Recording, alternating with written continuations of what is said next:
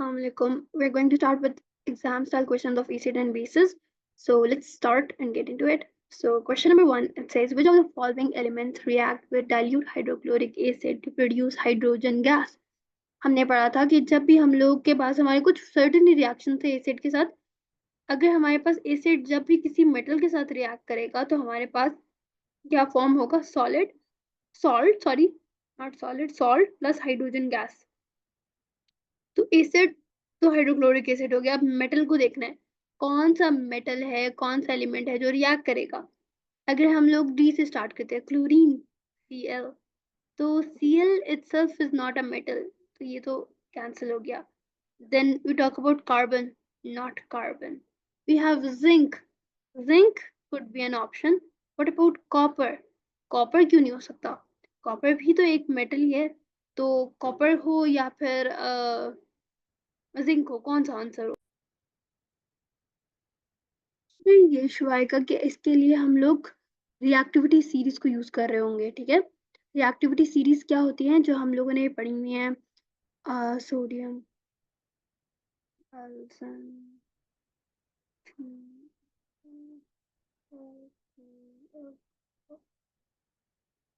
यहाँ पे HG आएगा। ठीक है, ये पूरा वो जो है मॉन्की रिलेटेड भी एक एब्रिविएशन या निमोनिक याद किया जाता है, और भी काफ़ी निमोनिक्स हैं जो कि रिएक्टिविटी सीरीज को याद करते हुए किए जाते हैं।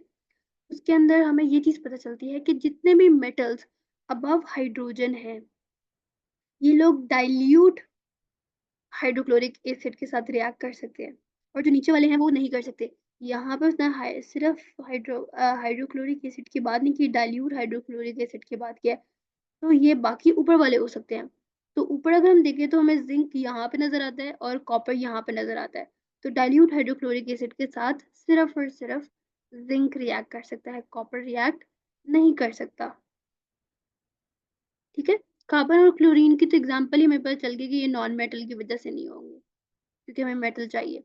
तो बाकी ये रीजनिंग है। Okay, question number 2 says metal and non-metals generally produce different types of oxides when reacted with air or nature of the oxides of the elements listed. Okay, अभी हमारे पास forms an acidic oxide है और हमारे पास forms a basic oxide है।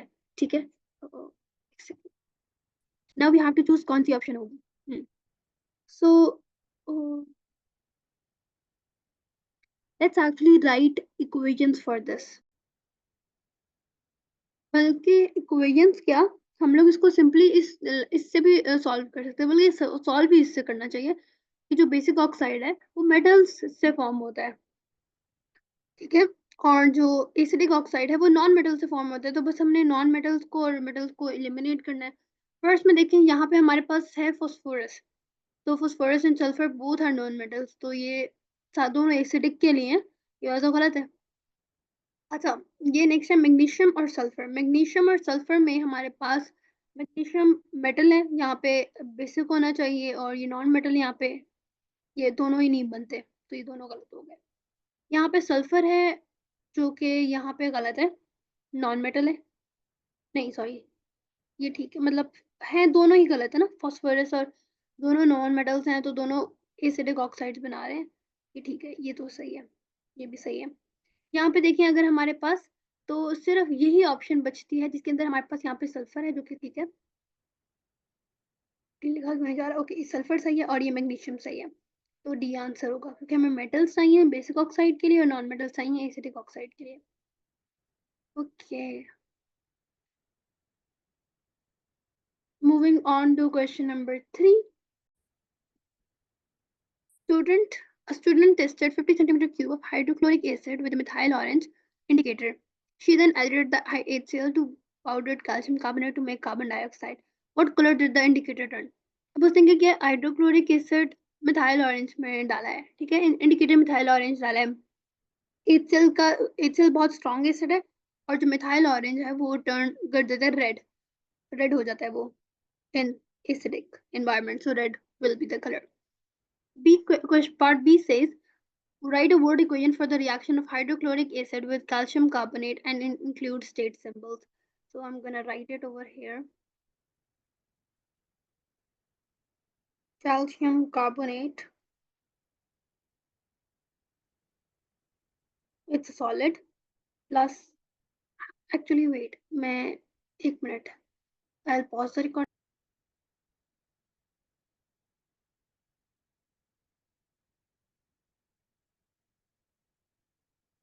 I thought it would be better कि अगर मैं यहाँ पे लिख दिया, जैसे हमारे पास है कैल्शियम कार्बोनेट जो कि हाइड्रोक्लोरिक एसिड के साथ रिएक्ट करेगा, फिर हमारे पास एक तो सॉल्ट फॉर्म होगा, साथ में H2O फॉर्म होगा और साथ में CO2 गैस फॉर्म होगी, और साथ में स्टेट सिंबल सारे मेंशन कर दिए हैं।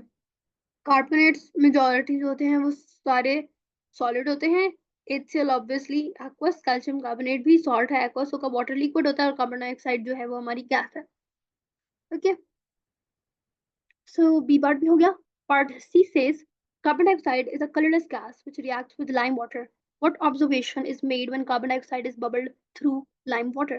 Simply lime water turns milky, क्योंकि जब भी हमारे पास जो कार्बन डाइऑक्साइड का जो भी ऑब्जर्वेशन होती है that is lime water turns milky, cloudy भी कहा जा सकता है, ठीक है, एक इस तरह से हो जाती है रिएक्शन। तो lime water turns milky due to carbon dioxide, due to presence of carbon dioxide. When carbon dioxide is tested with moist universal indicator paper, the paper turns orange. What does this show about carbon dioxide? अच्छा, जो universal indicator paper है, जब वो orange होगा, इसका मतलब है red पे तो होता है ना वो रेड होता तो फुल ऑन एसिडिक होता, पर अगर ये ऑरेंज हो रहा है universal indicator paper, that means कि क्योंकि यूनिवर्सल इंडिकेटर पेपर में हमारे पास रेंज होती है of the colours which start from red to be the acidic. Red हमारे पास फुल ऑन एसिडिक होता है, लाइक ये पीएच इसकी 1-2 होगी, फिर यहाँ पे ग्रेजुअली ऑरेंज आता है, फिर ग्रीन आता है, फिर ब्लू आता है, फिर पर्पल आता है।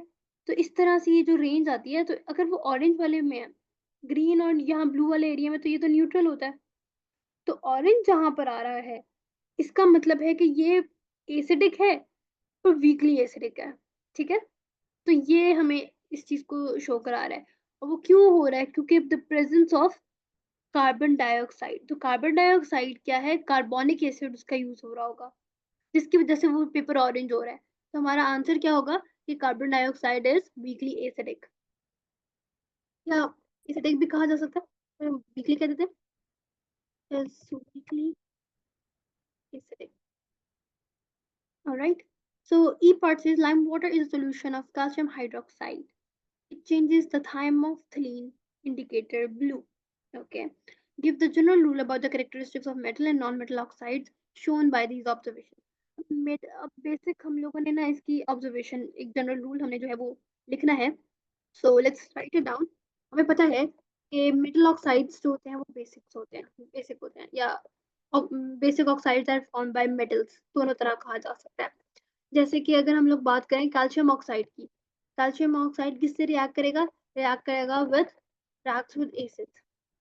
इसी तरह अगर हम लोग नॉन मेटल ऑक्साइड्स की बात करें, नॉन मेटल ऑक्साइड जो होते हैं वो एसिडिक होते हैं, यानी कि कार्बन डाइऑक्साइड है CO2, ठीक है, ये इंडिकेटर को ऑरेंज कर देगा, टर्न्स इंडिकेटर ऑरेंज। तो ये बेसिकली हम लोग कह सकते हैं कि metal oxides basic, non metal oxides acidic, ठीक है। pH is a measure of how acidic or alkaline a substance is. Describe how you could use an indicator to find the pH of a solution of carbon dioxide of calcium hydroxide. ठीक है, अब हम लोगों ने यहाँ पे generally explain करना है कि हमें किस तरह से हम लोग pH जो है वो कैलकुलेट कर रहे होते हैं। तो एफ पार्ट में हम क्या करेंगे? एफ पार्ट में हम लोग एक्सप्लेन करेंगे। Let firstly you dip the universal indicator paper, universal indicator paper होता है, आप उसको जो कैल्शियम हाइड्रोक्साइड का सोल्यूशन होगा उसके अंदर डिप करेंगे, हाइड्रोक्साइड सोल्यूशन। आफ्टर डिपिंग अब क्या करेंगे हम लोग? ऑब्जर्व करेंगे जो भी कलर चेंज आएगा, ऑब्जर्व द कलर चेंज। जैसे कि ब्लू पर्पल आएगा एल्कलाइन के लिए, ग्रीन ऑरेंज रेड आएगा एसिडिक के लिए, तो ये चीज आएंगी, ठीक है। अब हमने ऑब्जर्व कर लिया। अब क्योंकि डेफिनेटली पर्पल आ रहा होगा क्योंकि कैल्शियम हाइड्रोक्साइड है ना, तो अब हमें क्या करना है? Compare the colour to the pH chart, determine the exact pH। अब हमें एग्जैक्ट pH पता चलेगी। अगर लेट्स से पर्पल है, इसका मतलब है कि वो बहुत इस वीकली वो स्ट्रांगली अल्कलाइन है। अगर वो ब्लू आएगा तो वो वीकली एल्कलाइन है, ये आंसर होगा। Okay, that's where question number 3 ends. Now let's move on.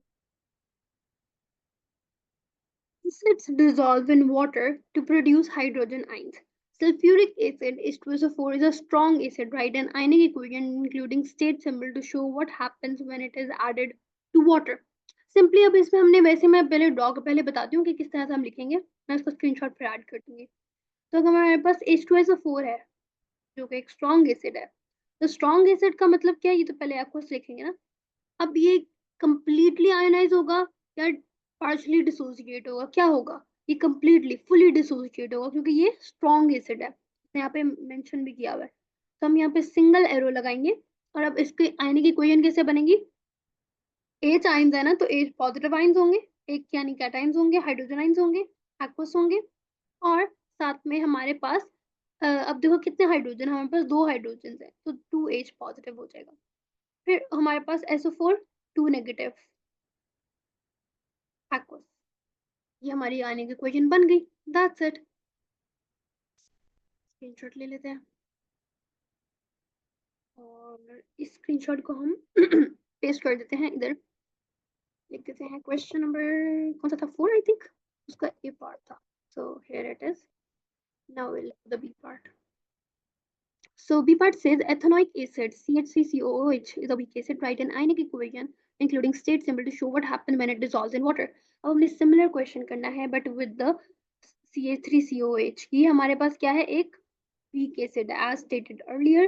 तो जब हमारे पास weak acid होता है वो partially dissociate होता है, dissociate होता है या dissociate होता है, जो भी कहा जाए।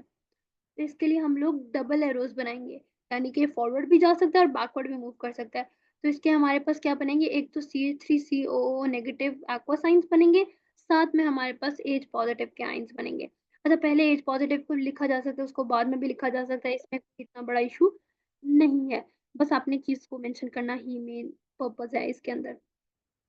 Okay, so let me paste it and then we can start with the C part. C part says metal oxide react with water to form hydroxides. Na2O plus 2H2O will form Na2NaOH. Write an equation to show how aluminium oxide Al2O3 reacts with hydrochloric acid. तो इसको हम लोग कैसे explain करेंगे, aluminium oxide जो है वो amphoteric है, ठीक है, यानी कि वो एम्फोटेरिक ऑक्साइड है, तो यानी कि वो हमारे पास एसिड के साथ भी रिएक्ट करता है, बेस के साथ भी रिएक्ट करता है। यहाँ पे हमने HCl के साथ रिएक्ट करवाना है। जब HCl के साथ रिएक्ट करेगा एज अ, ये अब एल्यूमिनियम ऑक्साइड एज क्या एक्ट करेगा, एज बेस एक्ट करेगा। फिर जब ये एज बेस एक्ट करेगा तो इसका जो हमारे पास जो सॉल्ट फॉर्म होगा, जो सॉल्ट एज बेस एक्ट कर रहा है ना, तो जो सॉल्ट फॉर्म होगा तो एल्यूमिनियम हमारे पास एज अ कैटाइन यूज हो रहा होगा। तो दिखाते हैं कैसे बनता है। तो ये बन जाएगा Al2O3 जो कि है solid plus HCl, okay, HCl which is aqueous will form AlCl3, एक सॉल्ट बनेगा, ठीक है, साथ में वाटर बनेगा H2O liquid plus CO2 gas, gas भी तो फॉर्म होनी है ना, बल्कि नहीं, ये तो हमारे पास न्यूट्रलाइजेशन रिएक्शन बन रहा है। सो acid plus base will form salt and water, carbon dioxide gas नहीं बनेगी। ओके, अब इन चीजों का भी ध्यान रखना है कि हम कौन सा रिएक्शन कर रहे हैं, उसके साथ क्या फॉर्म हो रहा है, क्या होगा। तो अब ये दो प्रोडक्ट्स हो रहे हैं। अब ऑल्दो उसने हमें यहाँ पे नहीं कहा बैलेंस्ड इक्वेशन, नहीं कहा, बैलेंस का नहीं मेंशन किया हुआ, बट इट इज प्रेफर्ड कि अगर बैलेंस की जाए, ठीक है। तो हम अगर इसको बैलेंस करते हैं, हमारे पास 2 एल्यूमिनियम है, यहाँ पे सिंगल है तो यहाँ पे 2 एल्यूमिनियम लगा देते हैं, ठीक है, ये 2 एल्यूमिनियम हो गए। अब हम लोग क्लोरीन को देखते हैं, यहाँ पे सिंगल क्लोरीन है, यहाँ पे हमारे पास 3 × 2 6 क्लोरीन है, तो 6 HCl कर लेते हैं। ओके, अब यहाँ पे 2 एल्यूमिनियम है, 6 क्लोरीन है, 6 क्लोरीन है, 2 एल्यूमिनियम है, सारा कुछ ठीक हो गया। ऑक्सीजन देखते हैं, यहाँ पे 3 ऑक्सीजन है, यहाँ पे 1 ऑक्सीजन है, तो यहाँ पे 3 करते हैं, 3 ऑक्सीजन है, 3 ऑक्सीजन। अब हाइड्रोजन को देखते हैं, यहाँ पे 6 हाइड्रोजन है, यहाँ पे 3 × 2 6 हाइड्रोजन है, ये बैलेंस हो गई हमारी इक्वेशन। और this is the answer for the C part. Okay,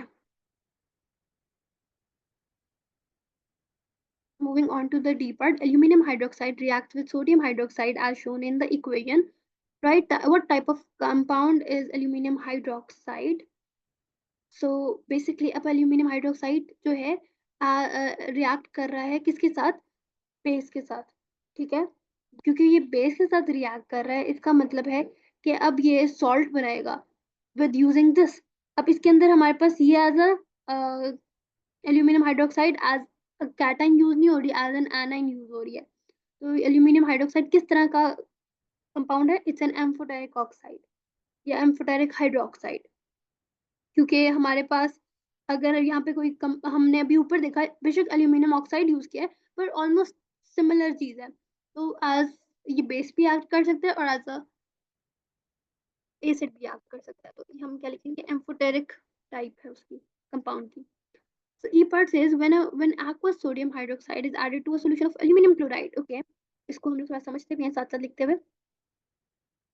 यानी कि जब AlCl3 यानी कि एल्यूमिनियम क्लोराइड रिएक्ट किया किसके साथ? सोडियम हाइड्रोक्साइड के साथ, तो क्या फॉर्म हो रहा है हमारे पास? Precipitate of aluminium hydroxide. तो हमारे पास AlOH थ्राइस फॉर्म हो रहा है।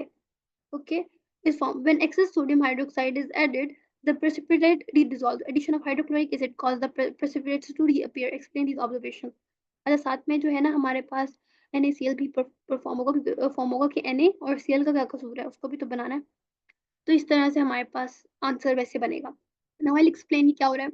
सबसे पहले क्या हुआ कि व्हाइट प्रेसिपिटेट हमारे जो फॉर्म्स हुए, जब जब हमने NaOH को ऐड किया ना, NaOH को ऐड किया तो हमारे पास व्हाइट प्रेसिपिटेट्स ये फॉर्म हुए। ये क्या है? इनसॉल्युबल इन वाटर है, इसीलिए तो प्रेसिपिटेट नीचे रह गए। अब जब हम लोगों ने बहुत ज्यादा एक्सेस में NaOH डाला था ना, एक्सेस में NaOH डाला, तो उसके बाद क्या है? AlOH थ्राइस जो है, यहाँ पे उसने हमें AlOH थ्राइस जो है ये हमारे पास ये एम्फोटेरिक होता है। ये हमने ऊपर वाले क्वेश्चन में भी इवन देखा है, पार्ट में, सॉरी। तो एम्फोटेरिक अगर होता है, अब ये रिएक्ट करने लग जाएगा आपस में, ठीक है? क्योंकि बहुत ज्यादा हो जाएगा, जिसकी वजह से अब ये इसके साथ रिएक्ट करना शुरू कर देगा, जिसकी वजह से, ठीक है, वो हमारे पास एक नया सॉल्युबल कंपाउंड फॉर्म कर रहा होगा जो कि NaAlOH4 बना देगा। आई थिंक मैंने ये सही लिखा है, हाँ ये वाला सही है। तो ये ऊपर वाले पार्ट को भी हम देख रहे हैं साथ में, क्योंकि एल्यूमिनियम हाइड्रोक्साइड की ही बात हो रही है। मैं दोबारा से एक्सप्लेन करती हूँ, मुझे पता है थोड़ा सा कंफ्यूजन क्रिएट हो रही है। हमारे पास इनिशियली क्या था? AlCl3 था, ये NaOH के साथ रिएक्ट किया तो हमारे पास उसने क्या फॉर्म किया? AlOH3, ठीक है? इसको बेशक हम भूल भी जाते हैं अभी। ये व्हाइट प्रेसिपिटेट फॉर्म हुआ। अब उसने हमें आगे से यहाँ तक व्हाइट प्रेसिपिटेट फॉर्म हो गया। उसने कहा जब एक्सेस सोडियम हाइड्रोक्साइड को ऐड किया, इसको एक्सेस में ऐड किया, तो ये प्रेसिपिटेट रीडिसॉल्व हो गया। रीडिसॉल्व का मतलब क्या है? रीडिसॉल्व का मतलब अब ये इससे रिएक्ट करने लगा, ये वाला इक्वेशन फॉर्म होने लग गई कि AlOH थ्राइस जो है, ये वाला AlOH थ्राइस, ये NaOH के साथ अब फर्दर रिएक्ट कर रहा है कि वो AlOH4 बना रहा है, जो कि एक सॉल्युबल हमारे पास कंपाउंड है। ये सॉल्युबल सॉल्ट है, अब ये सॉल्युबल सॉल्ट बन गया, ठीक है? सही है। अब उसके बाद उसने क्या कहा है? ये soluble salt addition of hydrochloric acid causes the precipitate to reappear। अब यहां तक हमने काम कर लिया। अब हमने HCl को जब दोबारा से ऐड किया,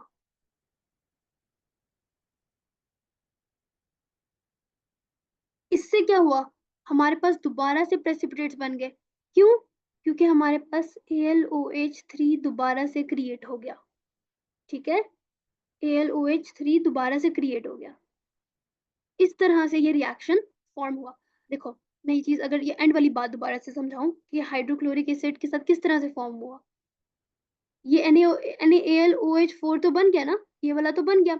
अब अगर हमने दोबारा से इधर किया तो हमने HCl ऐड किया ना, तो दोबारा से रिएक्ट करके रिवर्स रिएक्शन होके वो दोबारा से ये बन गया। मतलब एक तरह से पॉइंट से उठ के दूसरे पॉइंट पे जाते हैं, दूसरे पॉइंट से उठ के दोबारा से पीछे जा रहे हैं। ये एक इस तरह का जो है ना प्रोसेस चल रहा है कि वो रिवर्सिबल रिएक्शन है, ठीक है? रिवर्सिबल रिएक्शन की वजह से कभी रिएक्शन एलिमेंट कंपाउंड में फॉर्म हो रहे हैं, कंपाउंड एलिमेंट में फॉर्म हो रहे हैं। तो इस वजह से ये जो है ई पार्ट ऐसे फॉर्म हो रहा है। Okay, so I am gonna write it down and then we are going to read it. So white precipitate forms when sodium hydroxide is added, और फिर उसके बाद ये white precipitate फॉर्म हो गए. Aluminium hydroxide is insoluble in water, बता दिया. फिर precipitate dissolves in excess NaOH. तो फिर क्या हुआ, AlOH3 is amphoteric which will form soluble NaAlOH4. तो ये हमारे पास ये फॉर्म हो जाएगा जैसे हमने रिवर्स रिएक्शन के ऊपर बात की थी जो डी पार्ट में था. फिर precipitate reappears with HCl. How will it appear? HCl will reverse the reaction but will shift the equilibrium left to reform the AlOH thrice. और फिर हमारे पास वो दोबारा से प्रेसिपिटेट फॉर्म हो जाएंगे. तो इस तरह से ये वाला जो एग्जाम स्टाइल क्वेश्चन है, कहाँ गया, 1 सेकेंड, ओके, ये यहाँ पे जो है ये कंप्लीट हो जाएंगे और हमारा जो ये चैप्टर है ये भी यहाँ पर फिनिश हो जाएगा.